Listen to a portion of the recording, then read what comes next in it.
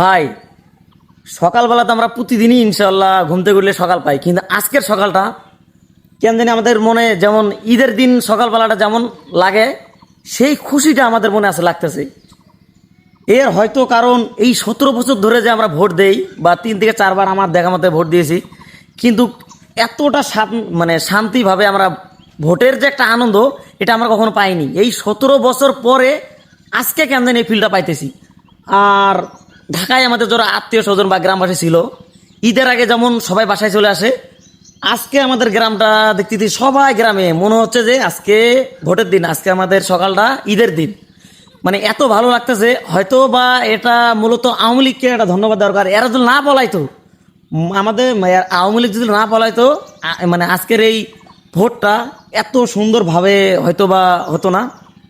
মানে তাহলে ধন্যবাদটা একটা আওয়ামী লীগকে দেওয়াই লাগে। তুই কি কস? অবশ্যই। অবশ্যই।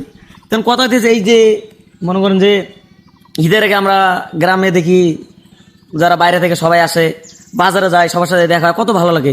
সেম কালকে বাজারে গেছি রাত্রে, দেখি যে মানে যারা বাইরে থেকে সবাই বাজারে ঘুরতেছে, যেমন আর কি ঈদের সময় সবাই বাসায় আসে না, নিজের বাসায় ফিরে আসে, তদ্রূপ সেই অনুযায়ী আমরা কাল মানে দেখতেছি সবাই আসতেছে, মানে দেখে একটা ভালো লাগতেছে।